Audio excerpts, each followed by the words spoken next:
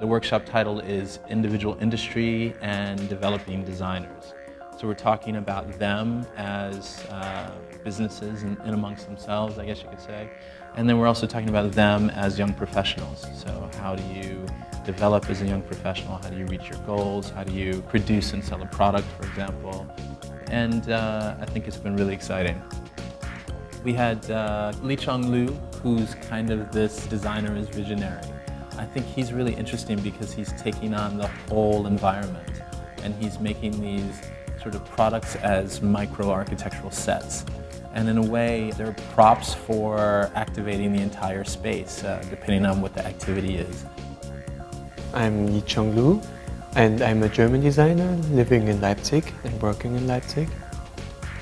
The Living Tool project is a project to show how furnitures within the space could look like when they are adapted to our lifestyle, which got quite flexible nowadays.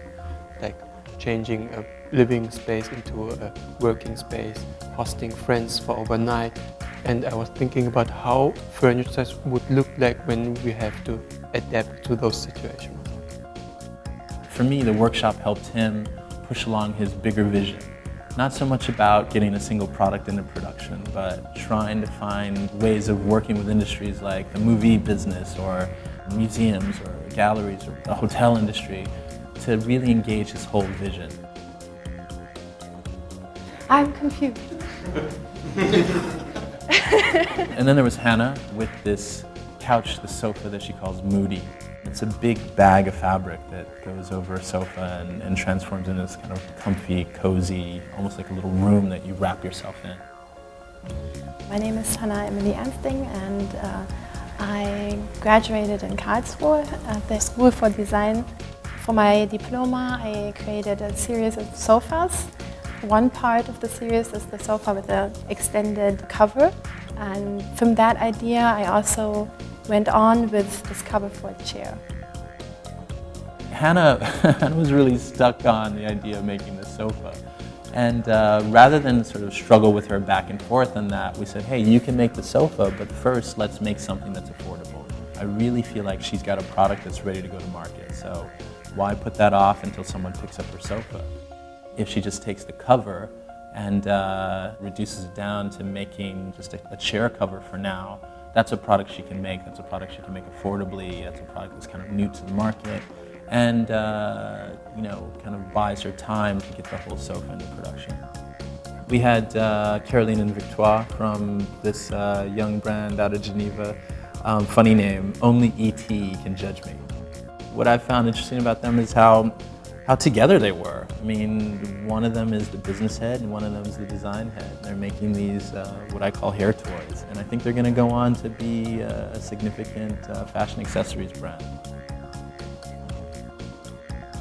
My name is Caroline. I come from Switzerland and I have a brand with Victoire that's named called Only E.T. Will Judge Me.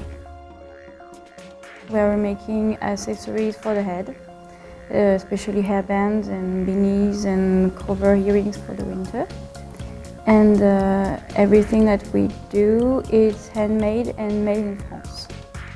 My boyfriend makes the pictures. My father directed the movie. It's our friends who are the models for the boutique and the shooting. My mother knitting. And my father gives money sometimes, a little bit. Help.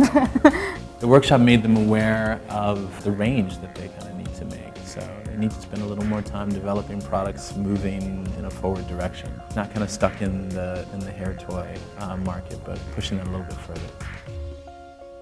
The curators at the BLICKFANG workshop all come from different design niches and could basically help me always in a different direction or suggest different paths that I could go.